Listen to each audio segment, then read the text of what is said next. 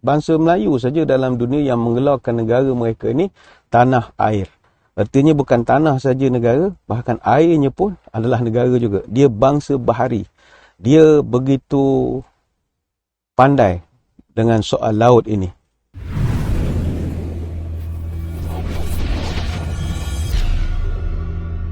Assalamualaikum warahmatullahi wabarakatuh. Bismillahirrahmanirrahim. Alhamdulillahi hamdan kathiran tayyiban mubarakan fihi kama yanbaghi li jalali wajhikal karim wa li azimi sultanik. Allahumma salli ala sayyidina Muhammadin abdika wa rasulika nabiyil ummi wa ala alihi wa sahbihi wa sallim, amma ba'du. Saudara, apa khabar? Alhamdulillah. Pada kesempatan kali ini kita bertemu dalam tazkirah santai. Mudah-mudahan ada perkara-perkara bermanfaat yang boleh kita peroleh bersama.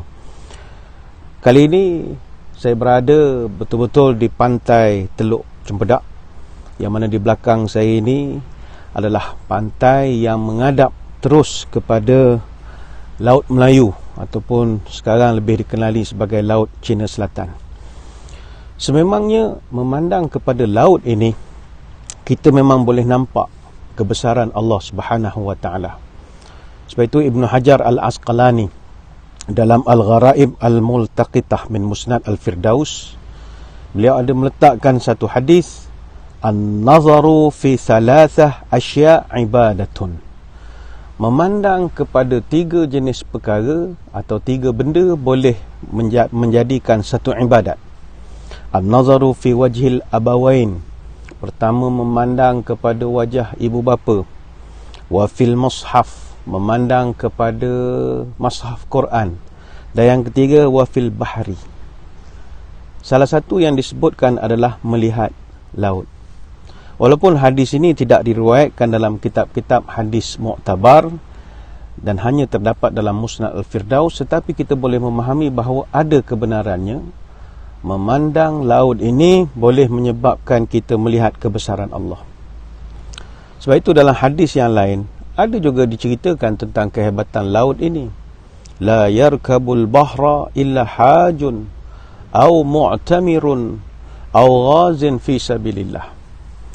Tidak akan mengharungi lautan kecuali orang yang nak pergi berhaji, orang yang nak buat umrah, ataupun orang yang berperang di jalan Allah. Hadis riwayat Abu Daud. Kita melihat kebesaran Allah.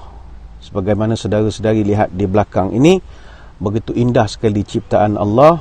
Ini Teluk Cempedak ini sendiri adalah sebahagian daripada Laut Cina Selatan. Yang mana Laut Cina Selatan ini pula sebahagian daripada 35 buah laut yang ada dalam rangkaian Lautan Teduh.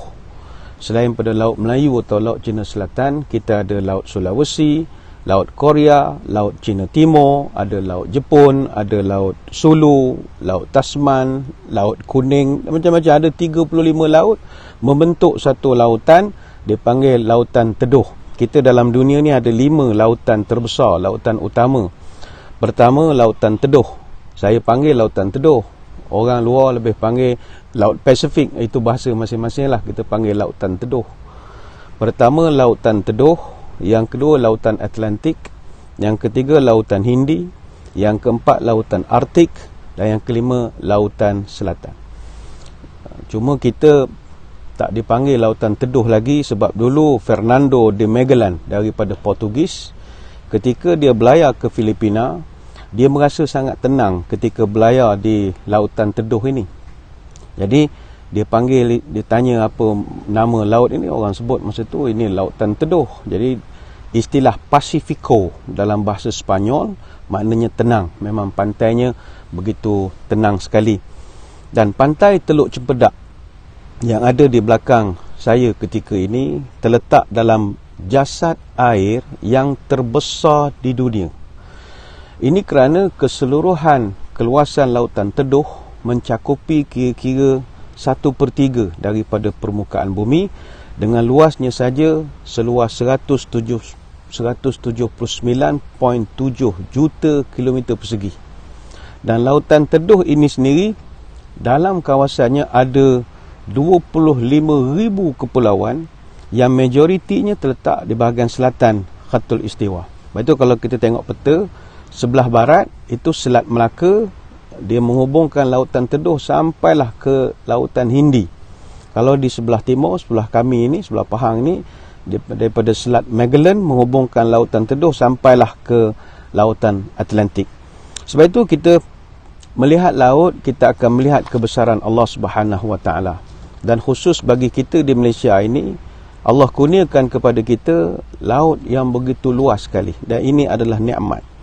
Bayangkan daripada keseluruhan kawasan seluas 329,847 km persegi, wilayah perairan kita saja seluas 148,307 km persegi. Dan kawasan perikanan kita begitu luas sekali, sebab kita dikelilingi oleh perairan Selat Melaka, oleh Laut Cina Selatan dan juga Selat Tebrau. Jadi kita juga terletak di pentas Sunda. Pentas Sunda ni pentas sahul atau pelantar. Dia memang kaya dengan makanan-makanan ikan, iaitu plankton. Sebab laut cetek, jadi ikannya begitu segar-segar sekali. Jadi sebab itulah kita ini dulu, orang Melayu khususnya, dipanggil bangsa kelautan, bangsa laut. Dulu kita dipanggil bangsa bahari. Baik itu orang Melayu dan laut tak dapat berpisah. Keris yang merupakan simbol orang Melayu, itu loknya adalah lambang kepada ombak yang beralun. Sampirnya itu adalah lambang kepada perahu ataupun sampan. Baik itu orang Melayu kok mana pun dia nak juga tengok laut, sebab dia dekat dengan laut. Bangsa Melayu saja dalam dunia yang menggelarkan negara mereka ini tanah air. Artinya bukan tanah saja negara, bahkan airnya pun adalah negara juga. Dia bangsa bahari. Dia begitu pandai dengan soal laut ini. Dan bangsa bahari ini adalah bangsa yang tak takut menempuh cabaran. Sebab kita kalau pergi tengah laut, kalau ada ribut taupan, nak lari ke mana? Nak pergi ke mana? Hadap sajalah. Adapun bangsa yang duduk atas bukit, atas darat ini, kalau berlaku masalah, dia boleh lari, duduk bersembunyi di mana-mana. Sebab itu kita adalah bangsa yang berani. Saya ingin kongsikan pada kesempatan kali ini, bila bercakap tentang laut, kita teringat kepada beberapa ayat-ayat Al-Quran. Dalam Quran terdapat 32 ayat yang menyebut tentang persoalan laut. Salah satunya yang nak saya kongsikan adalah yang disebut dalam surah Al-Kahfi ayat 109. A'udzubillahi minasyaitonirrajim. Qul law kana al-bahru midadan li kalimati rabbi lanafidal bahru qabla an tanfada kalimatu rabbi walau ji'na bimithlihi madada. Katakanlah wahai Muhammad, kalaulah semua jenis lautan menjadi tinta ataupun dakwat untuk menulis segala kalimah-kalimah Tuhanmu, sudah tentu akan habis kering lautan itu sebelum habis kalimah-kalimah Tuhanku. Walaupun kami tambah lagi dengan lautan yang sebanding dengannya sebagai bantuan. Saudara, ayat Al-Kahfi 109 ini memberi satu pelajaran pada kita. Allah nak menyebut, kalaulah semua lautan di dunia ini menjadi dakwat, menjadi ink, menjadi dakwat, menjadi dakwat ink untuk nak menulis segala ilmu-ilmu Allah, confirm Allah Ta'ala sebut seluruh lautan tu takkan cukup untuk nak tulis semua.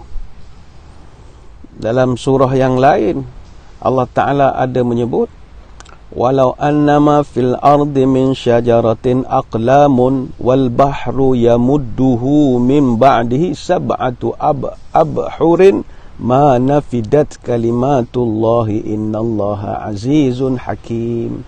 Dan sekiranya segala pokok di muka bumi ini dijadikan pen, maknanya pokok-pokok hutan jadikan pen, segala laut dijadikan tinta, dan wal bahru yamudduhu min ba'dihi sab'atu abhurin, dan ditambah pula lagi 7 lautan lagi. Lepas habis itu tambah lagi 7 kota baru laut. Allah Ta'ala mengatakan bahawa tidak akan habis. Ma nafidat kalimatullah, tak akan habis ilmu Allah ni kalau nak ditulis. Ini dalam surah Luqman ayat ke-27. Menarik untuk kita bincangkan kenapa dalam Quran disebut 7 laut. Kita hari ini kenal dengan 5 lautan saja. Baik, istilah 7 lautan ini istilah daripada orang zaman dulu. Sekarang saja yang tak digunakan. Orang dari dulu lagi percaya bahawa lautan ini, lautan di dunia ni ada 7, bukannya 5, dan dia berbeza mengikut tamadun. Macam sekarang orang percaya 5 saja. Lautan Teduh, Lautan Atlantik, Lautan Hindi, Lautan Arktik dengan Lautan Selatan. Kalau kita tengok bangsa-bangsa Arab dulu, mereka menganggap Sab'atul Bihar ataupun Biharul Alam, iaitu laut yang mereka gunakan untuk perjalanan ke timur, itu ada 7. Teluk Parsi, Laut Arab, Teluk Bengal, Selat Melaka, Selat Singapura, Teluk Thailand dan juga Laut China Selatan. Kalau Selat Melaka itu dia panggil Laut Kalah ketika itu. Sama juga masyarakat pertengahan di Greece dan juga di Rom, mereka merujuk 7 laut itu: Laut Adriatik, Laut Mediterranean, Laut Hitam, Laut Caspian, Teluk Parsi, Laut Arab dan Laut Merah. Dan ada juga misalnya kalau di kalangan perenang-perenang antarabangsa, mereka kalau nak menawan 7 lautan, dia panggil, nak merentas 7 lautan, dia kena berenang di Laut Mediterranean di Monaco, Laut Adriatik di Croatia, Laut Aegean di Greece, Laut Hitam di Turki, Laut Merah di Jordan, Laut Arab di Oman dan Laut Utara di luar United Kingdom. Tapi apa yang penting Allah Ta'ala sebut dalam ayat ini, tulis, kering, tulis, kering, tulis, kering, tulis, kering, tak akan habis. Seluruh ilmu Allah ni kalau nak ditulis dengan segala dakwat yang ada di lautan, tak akan dapat menulis segala kalimat-kalimat Allah itu. Begitulah besarnya, saudara-saudari sekalian, ilmu yang dimiliki oleh Allah Subhanahu Wa Taala. Sebab itu kita manusia baru ada degree, baru ada masters, baru ada PhD, baru ada gelar akademik itu dan ini, tidak sewajarnya merasa begitu hebat. Sebab kita ini kalau nak diumpamakan, kalau lautan ni, kita adalah cuma setitis air saja di lautan ini. Setitis air saja. Sebab itulah S. Amin Shahab, dia pernah menyusun satu lagu yang dipopularkan oleh kumpulan Spring. Kata dia, aku diibaratkan hanya setitis hujan dan engkau seluasnya lautan. Jatuh aku ke dasarmu, hilanglah aku di dalam cintamu. Tiada sesuatu pun yang dapat ku megahkan setitis hujan dalam lautan. Dengan penuh kesedaran segalanya aku serahkan. Seandainya ternilai cintaku, pasti tak terbayang agungnya cintamu. Seandainya aku diterima, di pantai manapun sanggup ku berada. Mudah-mudahan sembang-sembang santai kita pada kesempatan kali ini memberi manfaat kepada kita bersama. Terima kasih atas perhatian. Mohon maaf sebarang kekurangan. Mudah-mudahan bertemu pada lain-lain kesempatan. Wabillahi taufiq wal hidayah. Wassalamualaikum warahmatullahi wabarakatuh. Wallahu a'lam.